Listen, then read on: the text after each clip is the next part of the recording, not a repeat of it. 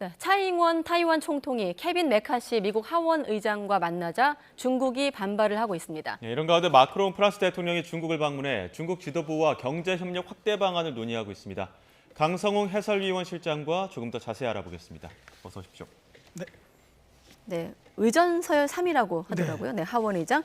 케빈 메카시 미국 하원 의장이 본토에서 총통을 예정대로 만났습니다. 미국에서 이런 고위급 회동이 열린 게 40여 년 만이라고요. 네, 사실상 그 타이완 총통이 네. 미국에 가서 예. 하원 의장을 만난 거는 단교 이후 처음입니다. 그러니까 뭐 44년 정도 됐는데요. 정식의 어떤 국가 간의 그런 회담이 아니기 때문에 레이건 기념도서관에서 만났는데 비공개로 오찬을 먼저 하고 네. 그다음에 이제 공동 기자회견까지 했습니다. 예. 어느 정도 내용적으로는 그런 격식을 갖췄는데 자세히 보면 뭐 국기가 이렇게 배치돼 있지 않고 그런 걸 보면 이제 비공식적인 어떤 모양을 이렇게 보여주는 그런 거라고 볼 수 있는데 네. 메카시 의장은 타이완에 대한 지지를 확인했고 또 타이완과 미국의 유대를 강화하는 중대한 방안을 다뤘다 이렇게 얘기를 했고요. 차이 총통은 타이완을 이렇게 의회가 지지해 준 것에 대해서 감사한다 이렇게 얘기를 했고 타이완 지역의 평화를 유지하기 위해서 헌신을 하겠다. 이렇게 다시 한번 얘기를 했습니다. 네. 지난해 펠로시 의장 타이완 갔을 때는 중국이 실사격 훈련도 하고 무력 네. 시위 상당했었는데 이번엔 그렇지는 않은가 보죠? 네, 뭐 아직 끝이 난 건 아니기 때문에 좀 봐야 되지만 네. 거의 없는 것 같습니다. 지금 중국 대만 쪽에서 나오는 얘기는 중국의 항공모함 산둥함이 타이완 동남부 바다에 나와 있다 이렇게 얘기를 했는데 거리로 보면 370km 정도입니다. 예. 그 정도 바깥에서 이렇게 위치해 있다고만 얘기했지 무슨 실사격 훈련을 하거나 무슨 작전을 하거나 그러는 것 같지는 않다 이렇게 얘기를 했습니다. 그리고 이제 중국 푸젠성에서 순찰을 하겠다 이런 얘기를 했습니다. 타이완 해협에 대해서. 타이완 네. 해협은 이제 타이완과 중국 본토 사이인데 주로 얘기하는 게 뭐냐면 그 사이에 섬들이 있는데 섬들 사이를 오가는 양안 간의 교류 협력, 그러니까 타이완과 중국 본토 사이에 어떤 왕래나 화물선이 오가는 것을 현장 점검을 하겠다 이런 얘기를 했습니다. 네. 그런데 실제로 이제 그런 일이 뭐 군사적인 충돌은 아닌 것 같고요. 그런 면에서 이 부분도 훨씬 수준이 낮은 그런 어떤 반응이라고 볼 수 있는데 네. 좀 전에 말씀하셨던 것처럼 작년 8월 달 같은 경우는 펠로시 의장이 타이완에 직접 들어갔고 그러다 보니까 이제 중국에서 강력 반발했고 미사일을 타이완 해협 주변 해역에다가 6개의 구역을 정해서 쏘는 그런 어떤 강력한 무력 시위를 했는데 이번에는 그렇지 않은 것 같고 대신 대변인 담화, 외교부 대변인 담화는 매우 강력하게 그대로 나오는 것 같습니다. 네. 미국과 중국, 대만 사실 미중 수교 이후 사실 미묘하게 삼각관계를 갖고 있는 나라인데 이번에 조금 수위가 낮아졌다면 또 그럴 만한 이유가 있는 겁니까? 지금은? 그렇죠. 이유가 분명히 있는데 사실 미국도 펠로시 하원 의장이 갈 때도 직접 가는 것에 대해서는 미국 행정부는 반대했습니다. 예. 왜냐하면 불필요한 그 군사적 충돌이 우발적으로 일어나지 않을까 하는 우려 때문입니다. 네.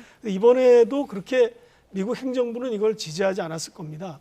그런데 메카시 하원 의장이 이걸 수용을 한 것 같습니다. 그러니까 이제 원래는 직접 가겠다고 했거든요. 타이완을 가지 않고? 그렇습니다. 그러니까 이번에 왔을 때 만나는 것으로 조정이 된 것 같고 네. 특히 이제 그 일정을 보면 미국 서부의 LA 부근에서 만났는데 예. LA 부근이 바로 메카시 하원 의장의 지역구입니다. 예. 그러니까 이제 그리고 이제 그 레이건 대통령이라는 사람은 이제 공화당이기 때문에 어떤 그 공화당의 메카시 하원 의장을 약간 배려하는 듯한 시간과 장소 선택이 있었던 것 같습니다.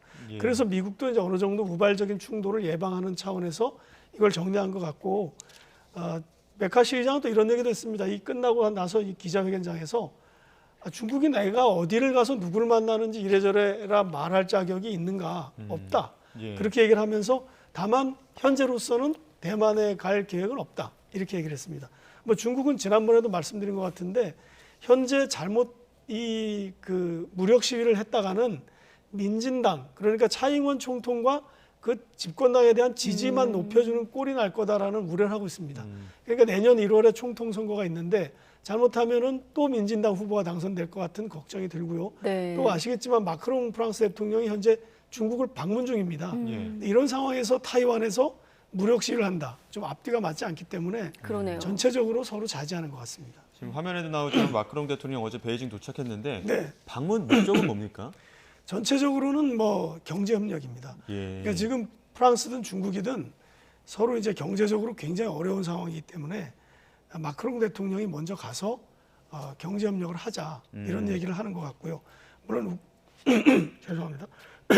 우크라이나 문제에 대한 어떤 평화 협상 문제 이런 것도 논의할 것 같은데 네. 주 목적은 중국과의 경제 교류를 재개하는 거고 특히 마크롱 대통령이 국내에서 현재 그 연금 문제 때문에 굉장히 어려움을 겪고 있지 않습니까? 예. 그렇기 때문에 중국과의 교류 협력을 통해서 뭔가 물꼬를 트려고 하는 이런 목적이 있는 것 같습니다. 네.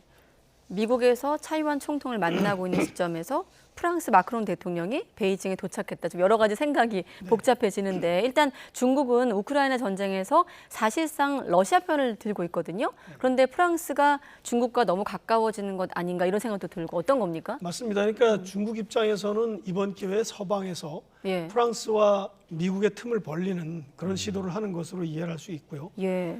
그리고 이제 그렇기 때문에 현재 국내적으로 어려움에 직면한 마크롱 대통령에게 시진핑 주석이 뭔가 선물을 줄 수 있다 이런 전망까지 가능합니다. 그렇군요. 특히 이제 일정을 보면 오늘은 이제 오늘 저녁에 시 주석과 마크롱 대통령이 정상회담을 하는데 내일 일정이 중요합니다. 내일 일정은 네. 마크롱 대통령이 시 주석과 함께 광저우를 방문합니다. 예. 광저우는 중국에서 경제가 가장 발전한 지역이고요. 광저우 주변의 광둥성의 1년 GDP가 우리나라와 맞먹을 정도로 굉장한 발전된 지역입니다. 예. 뭐 전기차라든지 뭐 소비재 가전 굉장히 많이 발전되어 있는데 여기를 두 나라 정상이 같이 가는 겁니다. 같이 가서 할 수 있는 얘기는 경제 협력이고 또 세계적인 공급망을 유지해야 된다는 거고 그것은 중국과 프랑스가 경제적으로 더욱 강하게 협력을 해야 된다는 거기 때문에 시진핑 주석 입장에서는 마크롱 대통령의 방문을 계기로 유럽의 주요 국가인 프랑스를 끌어당기는 그런 기회로 삼을 것 같습니다. 그럼 중국의 어떤 의도대로 미국과 프랑스의 관계에도 어느 정도쯤 틈이 생기는 거 아닌가 싶은데 어떻습니까? 그것이 사실 좀 주목하는 부분이죠.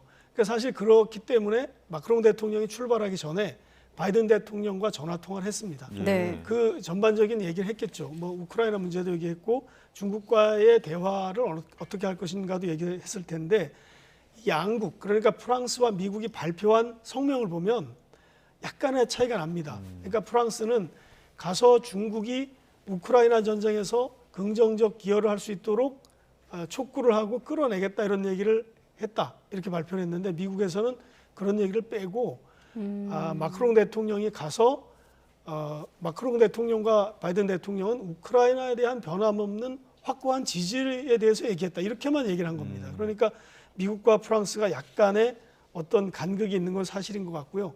그 다음에 이제 AFP 통신, 이 프랑스의 대표적인 통신사인데 예. 여기서 얘기하는 걸 보면은 시 주석과 마크롱 대통령이 만나서 러시아가 그러니까 중국이 러시아를 지지하지 않도록 하겠다라는 것도 하지만 그거보다 한 단계 더 나가서 미국이 러시아, 중국과 대립적인 기조를 갖는 것과는 다른 새로운 길을 제시할 수도 있다. 이런 얘기를 했습니다. 그러니까 네. 뭔가 지금 프랑스와 미국 사이가 약간 틈이 벌어지는 것도 일부분 있는 것 같습니다.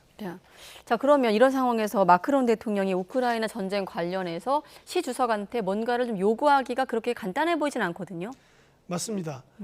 지금 이걸 풀기가 굉장히 어려운 것 같은데 마크롱 대통령이 뭐 예를 들어서 두 가지를 얘기하겠죠. 첫 번째는 중국이 러시아에 살상 무기를 지원하면 안 된다라는 걸 분명히 얘기할 거고요. 그다음에 평화회담 과정에서 중국이 좀 적극적으로 중재해달라 이렇게 얘기를 할 것 같은데 특히 중재 노력과 관련해서는 젤렌스키 대통령과 젤렌스키 우크라이나 대통령과 직접 만나는 게 어떠냐 이런 제안을 저는 할 것 같다는 생각이 듭니다. 그런데 이제 지금까지 중국의 입장을 보면 중국은 미국과 대립하는 상황에서 러시아와의 관계 강화를 놓칠 수가 없기 때문에 네. 러시아의 입장을 저는 대신 얘기해 줄 것 같습니다. 즉 말하자면 젤렌스키의 어떤 그 점령 지역에서의 러시아군 철군 요구를 예. 중국이 들어줘야 되는데 그걸 들어줄 가능성이 낮고 그냥 원래 하던 얘기, 그러니까 평화를 바란다. 빨리 전쟁을 멈춰라. 우리는 주권을 존중한다. 이런 그냥 기존 얘기만 반복할 것 같은 그런 예상이 듭니다. 예. 짧게 또 어제 나토 외교장관 회의에서 우리나라 대표도 참석을 했었는데 혹시 우크라이나 무기 지원 관련해서는 이야기 없었습니까? 그 부분에 대해서 이제 질문이 있었고 스톨텐베르크 사무총장이 얘기를 했는데 이렇게 간단히 얘기했습니다. 뭐 한국의 지원을 또다시 촉구하지는 않았고 한국이 탄약 생산을 확대하고 있다.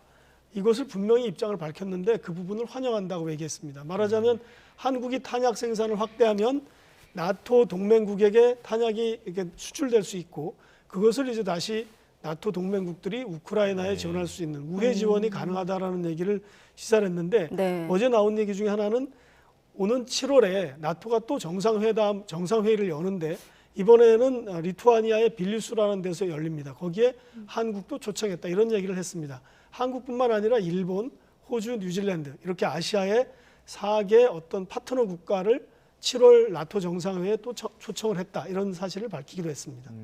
네, 알겠습니다. 여기까지 듣겠습니다. 강성웅 해설위원 실장과 함께했습니다. 고맙습니다. 네.